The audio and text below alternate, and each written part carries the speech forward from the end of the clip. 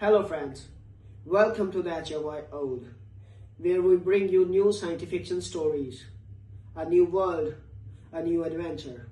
And yes, there is no robotic or AI voices here, only real human voices with real human touch. So let's start this journey, and please subscribe my channel if you like the stories and press the bell icon for the latest updates. Let's have a story. Okay. I want to tell you something, and I need you to believe me before you laugh. I was there. I saw the whole thing with my own four eyes, and I am one of them, one of the apex ones, the ones the smaller worlds tell their children stories about so they'll behave. I am Vorak. We have claws that can open a transport hull. We have teeth that don't stop growing. When my kind walks into a room, prey species lower their gaze and breathe slow because some old instinct in their blood remembers what we are. So understand what it means when I tell you this. I have been afraid in my life maybe twice. Once when I was a hatchling and the dark came in fast. And once because of a human girl who weighed less than my arm. Let me start from the beginning, the proper beginning, not the part everyone gossips about now. The Hollow Spire Academy sits in orbit over a dead gray world called Ket. There's nothing on Ket but storms and rock and the bones of the last people who tried to live there. The Academy doesn't want a nice view. The Academy wants you to look out the window and feel small. We are the place the galaxy sends its hunters. Not soldiers, soldiers follow orders. Hunters decide. The Coalition feeds us its strongest young from the predator bloodlines. The Vorak, the Sethic Pax, the big quiet Dren who can crush a skull in one hand and never raise their voice. We train for 2 cycles. Most don't finish. The ones who do go out into the dark places where the Coalition needs something handled and doesn't want to ask questions about how. That was the year I arrived. My intake. 41 of us in the lower hall, all young, all certain we were the most dangerous thing that had ever drawn breath. The air in the spire always smelled like cold metal and ozone. The lights were too white. You could hear the station breathing, the long, low hum of the recyclers, the tick of the cooling lines in the walls. At night, when everyone slept, you could hear the storms on Ket below us, even through all that hull. A sound like a giant turning over in its sleep. I remember the first morning.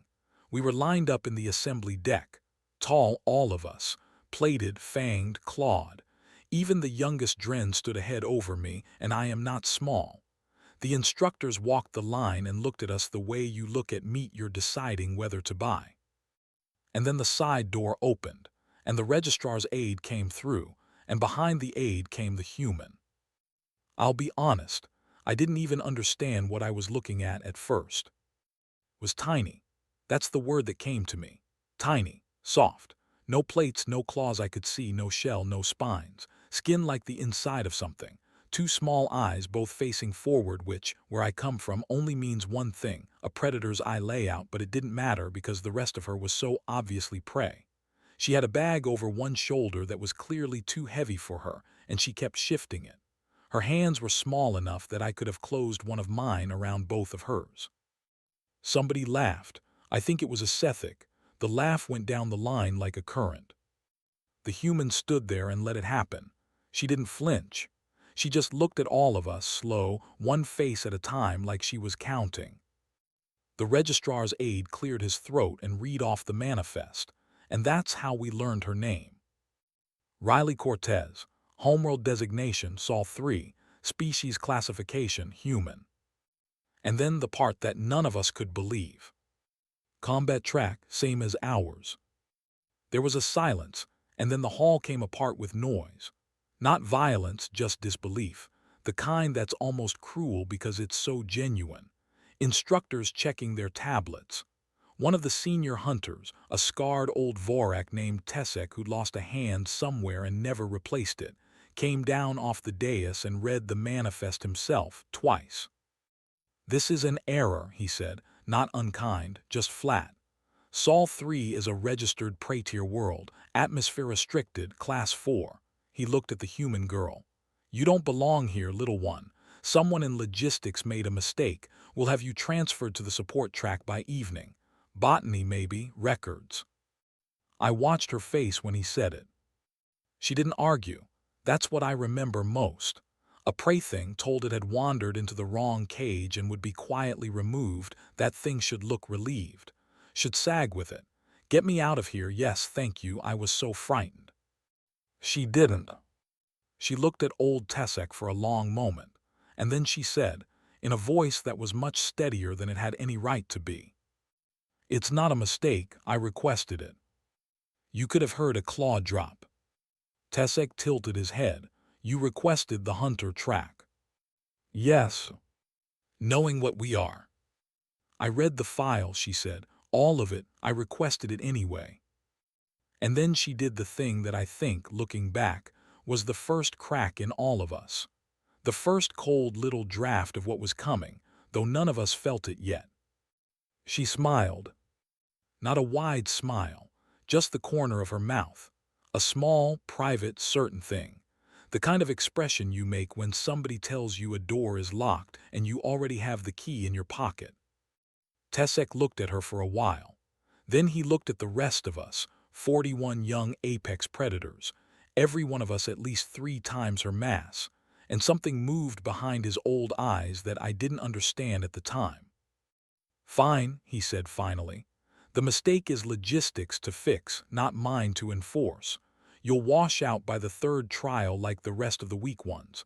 Stand in line, human. She walked to the end of the line. She had to walk past all of us to get there. None of us moved to make room. She didn't ask us to. She just turned sideways and slid through the gaps, this small, soft thing moving between walls of plated muscle, and not one of us could smell a single drop of fierce scent on her. That was the part that bothered me that first day. We can smell fear. All of us can. It's chemical, it's honest, it leaks out of prey like water out of a cracked cup. Standing in a room full of monsters, a real prey thing fills the air with it. She smelled like soap and metal and something faintly green like a plant. Nothing else. I told myself she was too stupid to be afraid. I was wrong. She was the opposite of stupid. And she was afraid. I learned later that she was afraid almost the whole time. She just didn't let it out. She kept it in. She held it. I didn't know yet that holding fear instead of leaking it was a thing a body could even do. The first cycle of the spire is endurance. Before they ever let you near a weapon, they break your body down and see what's left. We ran the Ket drop trials. They lower you to the surface in a sealed pod, strip your supplies down to almost nothing, and you make your own way back to the recovery beacon across open storm country. The point isn't speed. The point is the world. Ket's atmosphere is thin and full of grit. The temperature swings 60 degrees between the rock shadow and the open. The storms come without warning and they don't care what you are. The first drop, we lost 4 cadets. Not dead, pulled. A Sethic seized up in the cold and had to be lifted out. 2 Dren got separated and triggered their distress beacons. One of my own kind, a big arrogant Vorak named Korthun who'd spent the whole first week telling everyone how the human would die in the first hour, broke an ankle on the scree and screamed for extraction. The human walked into the recovery beacon on her own feet. Not first, not even close to first. She came in something like 9th, hours after me, long after the strong ones. The light was already failing.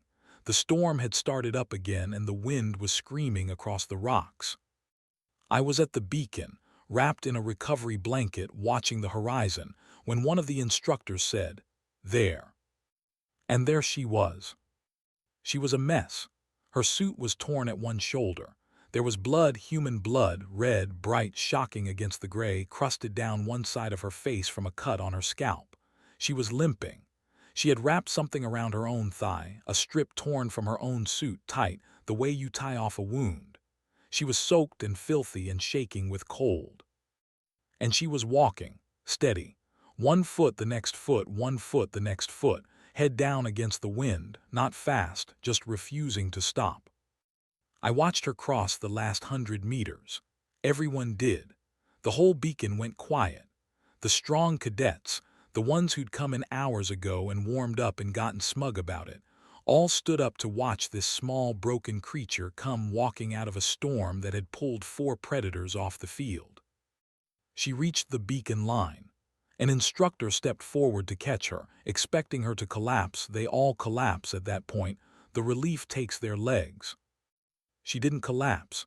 She stopped at the line, breathing hard, blood on her face. And she looked up at the instructor, and she said, "Did I make it in time?" The instructor, Adren, said nothing for a moment. Then quietly, "You made it."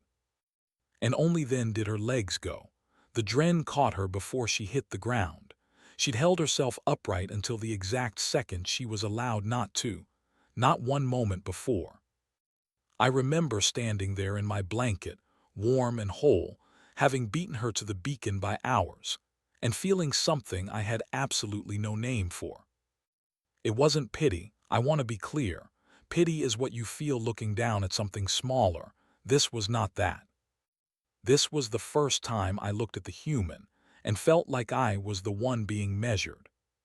Here is the thing about us, about predators, real ones, the kind the spire is built to forge. We are built for the kill, the short, decisive kill. That's what apex means. You find the prey, you close the distance, you end it fast before it can hurt you back. Our whole bodies are a single sentence. Get there, end it, be done. The Vorak, the Dren, the Sethic packs, different shapes, same sentence. We are the period at the end of something else's life. What we are not built for is the long thing, the thing that doesn't end. The thing that keeps coming after the kill should already have happened. I didn't understand that about us until the human taught me. There's an old instructor at the spire, not Tessek, an older one, a Vorak so ancient her plates had gone the color of bone. We called her the Reader because she'd read every species file in the Coalition archive and she liked to remind you of it. She taught threat assessment, how to look at an enemy and know, fast, what it could do to you. A few weeks into the first cycle, after the drop trials, the Reader stood at the front of the hall and put the human species file up on the big display. Sol 3, humans. We all expected mockery, a lesson in how to fight something weak. The Reader didn't mock. She stood there a long moment looking at the file, and then she said something I have never forgotten. She said it slow, like she wanted it to land. "You have all decided," she said, "that this creature is prey because she is soft, because she has no claws, because she is small and she bleeds easy and she came in ninth." She tapped the display. "Let me read you something from her world's file, and then you tell me what she is." And she read. She read about a world with a heavy pull, heavier than most of ours, so that everything that lived there grew up fighting its own weight every single day just to stand. She read about a planet of storms and predators and disease, a world the survey teams had flagged as a death world, class 4, atmosphere restricted, not because the air was poison, but because everything else on it would try to kill you, and most of it was better at it than you were. She read about how humans hunted before they built ships, not with claws, not with speed. They were slow, the file said, slower than almost anything they hunted. They hunted by following. They would pick one animal out of a herd and they would simply walk after it, for hours, for days. The prey would run because running is what prey does, and it would get away and the humans would just keep coming, walking, over the next hill, across the next river, through the night. The prey would run again and get away again, and the humans would come again, and again, until the prey's heart gave out from the terror of being followed by a thing that would not stop. The Reader looked up from the file. "They called it persistence hunting," she said. "Their bodies are built for it. They can cool themselves while they move, most of us cannot. They can keep going long after the pain should have stopped them, because their minds can override their bodies in a way that, frankly, I find disturbing. They feel the pain. They simply decide it doesn't matter yet." The hall was very quiet. "You think she is prey," the Reader said, "because she came into the beacon broken and bleeding in ninth. I want you to think about what you actually watched out there." She looked around at all of us, one face at a time, the way the human had on her first day. "You watched a creature get hurt in a storm on a world not her own, far from any of her kind. And then you watched her keep walking anyway. You watched her decide the pain didn't matter yet. She let that sit. "We are predators," she said. "We are very good at the kill, but we have never once in all our history had to be the thing that would not stop. We never needed to. We were always strong enough to end it fast." She turned the display off. The human's file vanished. She comes from a world where her kind were never strong enough to end it fast, so they learned to end it slow. They learned to be the thing on the horizon that keeps coming. Do you understand the difference? Nobody answered. "The difference," the reader said, "is that you can frighten a predator. You can hurt it badly enough that it decides the meal isn't worth the cost and it leaves. Every apex hunter in this room has a price, a point where you'd break off." She paused. "I have read this species' entire history. I have looked for their breaking point." Another pause longer. "I cannot find it." And she walked out of the hall and left us sitting there with that. I looked across the room at the human, at Riley Cortez, small and soft, the cut on her scalp still healing, sitting at the end of the row where she always sat alone. She was watching the reader leave, and she had that small private smile on her face again. The one from the first day, like someone who just heard a door described as locked and was patting the key in her pocket. That was the night the fear started. Not loud, not all at once. Just a cold little draft somewhere deep in 41 young predators who had been so certain that morning of exactly what they were. For a while after the reader's lesson, nothing happened. That's the part people leave out when they tell this story now. They make it sound like she walked in and conquered the place in a day. It wasn't like that. For weeks, she was just the small one at the end of the row. She ate alone. She trained alone. She came in the middle of the pack on every endurance trial, never first, never last, always finishing, always on her own feet. We mostly ignored her. You can ignore a thing for a long time when it's not in your way. But Corthun couldn't.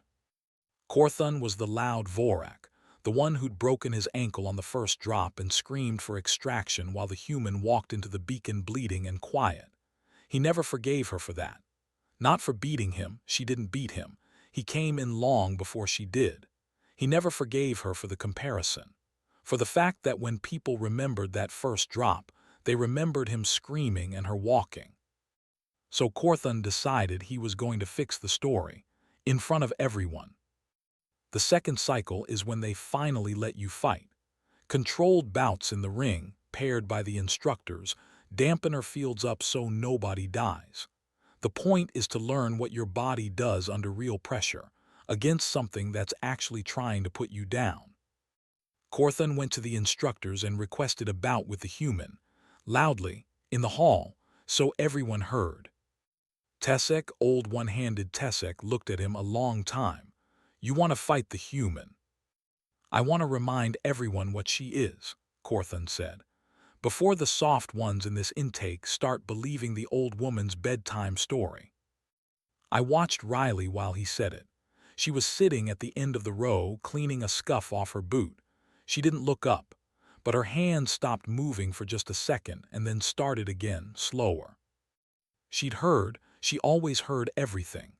That was another thing about her we learned too late. She was always listening, always watching, always filing it away. Tesek granted the bout. I think he wanted it over with too. I think part of him still believed she'd wash out and a beating from Corthun would speed it along. "Tomorrow," he said, "first slot, dampeners high." That night the hall was loud with it. Cadets making bets. Most of the money was on how fast Corthun would put her down. Some said one exchange. The Sethic pack said she wouldn't even get her hands up. I didn't bet. I lay in my bunk and listened to the storms on Ket and thought about the reader's voice saying I cannot find their breaking point, and for some reason I couldn't sleep. The ring is a circle of gray decking with the dampener emitters set into the floor around the edge. They glow faint blue when they're up. Step outside the ring and they cut your strength to nothing. Stay inside and you can hit as hard as you're able, but the field bleeds off the killing edge of it. You can break bones in there.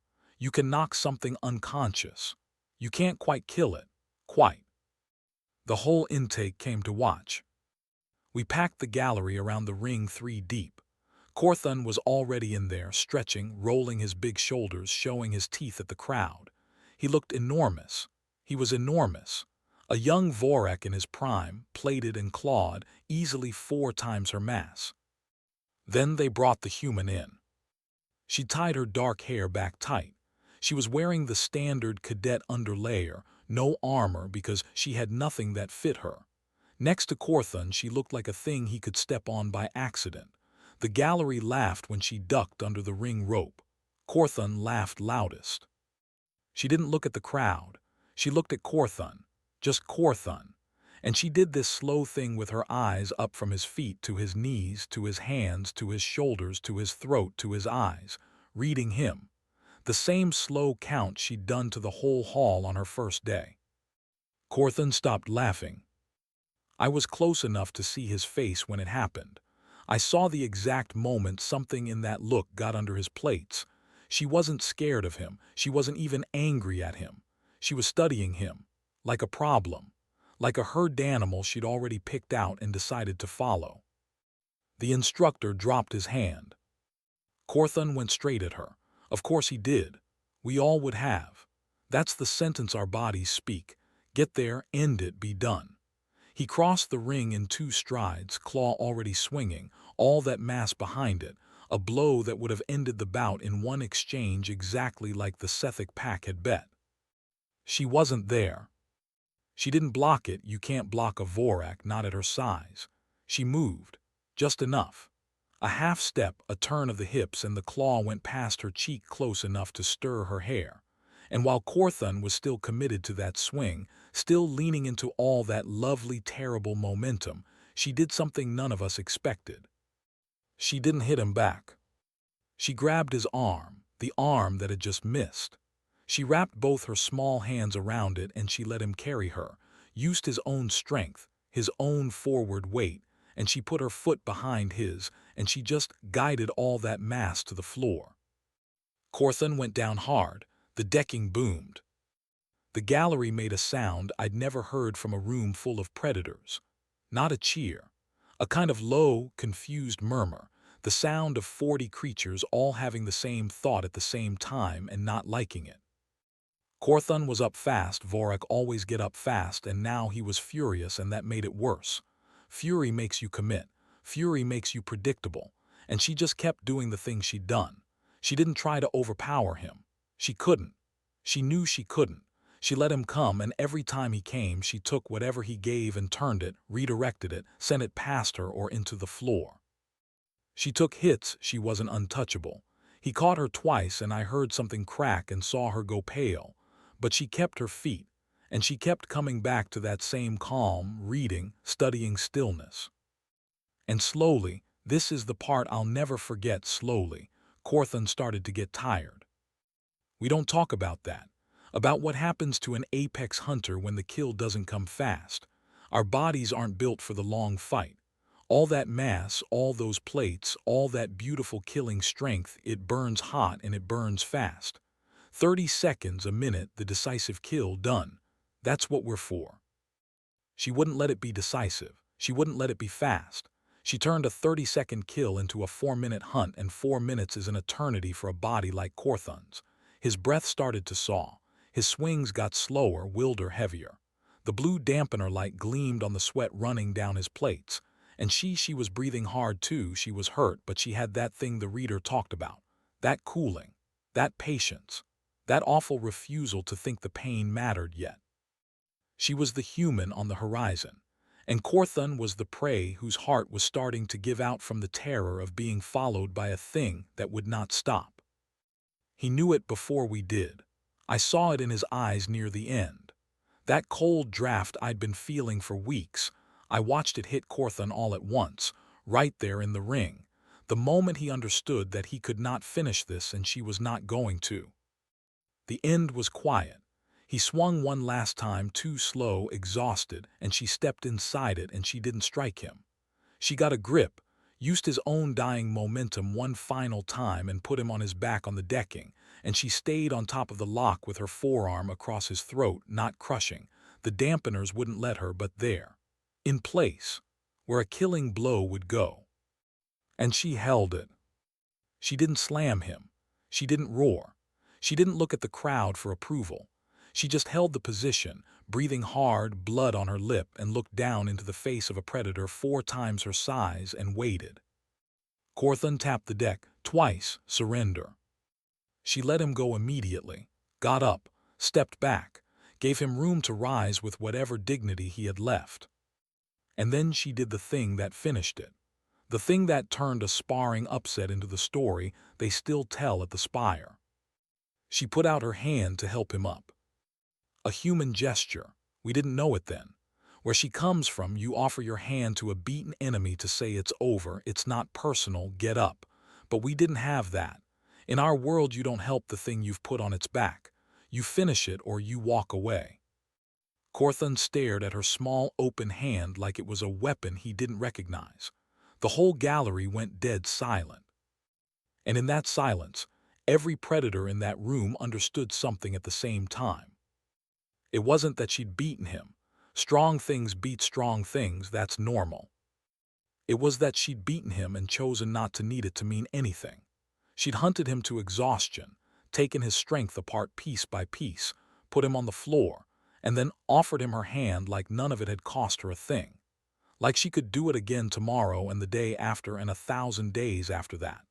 Like beating him had been so far inside what she was capable of that it didn't even register as a victory worth keeping. That was the thing that frightened us, not the strength, the lack of effort behind the mercy. Corthon didn't take her hand. He got up on his own and walked out of the ring without a word, but he never spoke against her again. Not once for the rest of our time at the Spire. After that, everything changed, and nothing did. She was still the small one at the end of the row. She still ate alone, trained alone, came in the middle of the pack on the endurance trials. From the outside, nothing was different. But the room was different now. When she walked through the hall, the gaps opened for her. Nobody decided to do it. It just happened the way water moves around a stone. The Sethic pack stopped laughing. The Dren, who never said much, started saving the seat across from her at the meal table not to talk, just to sit near her, the way you sit near something steady in a storm. And the fear scent. Here's the thing that still makes my plates crawl when I think about it. The fear scent in that hall stopped coming from her.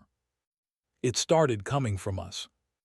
Not loud, not constant, but I'd catch it sometimes, that thin chemical thread in the air when she was doing nothing at all. Just sitting, just cleaning her boot, just looking at someone a little too long with that slow reading look. 41 apex predators, the strongest young hunters the Coalition could find, and there'd be that thread of fear in the air, and it was coming from us, leaking out of us like water from a cracked cup, every time the small, soft thing at the end of the row reminded us what she was. We were the predators. She was prey tier class 4, atmosphere restricted. We were the ones who'd become afraid. I could end the story there. A lot of people do when they tell it. They like the ring. They like the hand. It's a clean ending. But it's not the real ending. The real ending came in our last cycle, and it's the reason I'll defend that human with my life if it ever comes to it. In the final cycle, the Spire stops simulating. They take you off station to a real place with a real problem and they watch what you do. They call it the reckoning. Some intakes don't all come back from it. They dropped our intake onto a frontier moon called Vesh, a mining colony that had gone dark 3 weeks before. The Coalition wanted to know why. We were the answer they sent. 11 of us were left by then, the ones who hadn't washed out. 11 young hunters and 1 human, with old Tessek riding overwatch from the dropship. What had gone dark on Vesh was not a mystery for long. It was a thing called a H. I won't try to spell it the way it's said. A burrowing predator, native to the deep moons, that the colonists had dug into by accident. Bigger than a Dren, faster than a Vorak, armored in a way our claws skidded off. It had been eating the colony 1 shift at a time, dragging them down into the dark, and it had learned to fear nothing because nothing it had met could hurt it. It came up out of the floor of the main habitat dome while we were still spread out searching, and it took two of us in the first 10 seconds. I want to be honest about what happened next, because everyone tells this part wrong too. We broke. Not from cowardice, from biology. We are apex predators, every one of us, and apex predators have a price. The reader said it herself that day in the hall. There's a point where the meal isn't worth the cost, where some old honest instinct says this one is stronger than you, break off, live. There was past that point for all of us. It was simply better at being a predator than we were. And when our claws skidded off its armor and it took two of us screaming into the dark, the rest of us did exactly what our bodies were built to do. We broke off, we scattered for the exits, lived to hunt another day. That's what predators do. Riley didn't break off. I saw her, I was at the dome's edge, half through the breach, ready to run, and I looked back and I saw the human standing in the middle of that ruined dome with the thing coming at her, and she was not running. She had no armor that could stop it, no claw that could pierce it, no strength to match it. By every measure our world understands, she was the weakest thing in that room, and she should have been the first to die. And she did the thing her kind has always done. She started to move, not toward it, not away, around. She kept it at the edge of its reach and she made it come. And every time it lunged, she wasn't there, that same half-step, that same read, the thing she'd done to Corthun in the ring, but now against something that could actually kill her. She couldn't hurt it. She knew she couldn't, so she didn't try. She made it chase her. She drew it across the dome, away from the rest of us, toward the deep mining shaft the colonists had dug. And she made it lunge and miss and lunge and miss. And she kept her feet and kept her breath and kept that awful patience. And the thing that had eaten a colony, the thing that feared nothing, started after a while to slow. It had never been hunted before. It had never met the thing on the horizon that would not stop. It got tired, the way Corthun got tired, the way nothing in the deep moons had ever made it get tired, and somewhere in its old armored brain a feeling it had no name for began to creep in. I came back. I'm proud of that, even though I'm ashamed of leaving. I came back and the Dren came back and we saw what she was doing, and for the first time we didn't try to kill the thing. We did what she was doing. We helped her hurt it. We made ourselves part of the horizon. We took the lessons of our short, decisive kills and we strung them together into something longer, something we were never built for, because a soft, small creature from a death world had just shown us it could be done. We walked it to the edge of the shaft, and when it was spent and slow and crowded and finally, for the first time in its long life, afraid, Riley gave the last small read of those forward-facing eyes and stepped aside and let it commit to one final lunge at empty air. It went into the dark, a long way down. We heard it for a while, then we didn't. She stood at the edge of the shaft, breathing hard, blood on her, shaking with cold and effort, exactly the way she'd come into the beacon on the very first day. And she looked down into the dark where the thing had gone, and she didn't smile and she didn't cheer. She said quietly, I was close enough to hear it, sorry. There wasn't another way. She said sorry, to the thing that had eaten a colony, to the thing she'd just beaten. That's when I stopped being afraid of her. Right then. Because I understood, finally, that the thing inside her that would not stop was not cruelty, and it was not hunger, and it was not the cold, killing sentence that lives in my kind. It was something else. Something we didn't have a word for on any of our worlds. Something that would walk into a storm for a stranger and follow a monster to the edge of a pit and then say sorry over its grave. The Coalition fears humans now. Did you know that? There are restricted files. There are quiet directives.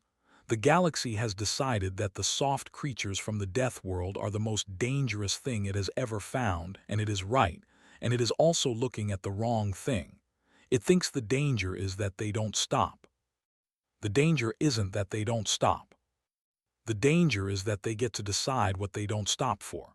And once a human points that thing at you, that endless, patient, unbreakable coming, Your only hope, your only one, is that you're standing on the right side of it. I was, twice now. Once on a frontier moon, and once when she put out her small open hand to a beaten enemy in a ring full of monsters and showed all of us what we were missing. I am Vorek. I have claws that open hulls. I have teeth that never stop growing. When I walk into a room, pray lower their eyes. But if you ever ask me what the most dangerous thing in the galaxy is, the thing I'd want beside me, and never, ever in front of me, I'll tell you it weighed less than my arm, and it came in ninth, and it said sorry to the monster. And it never not once stopped.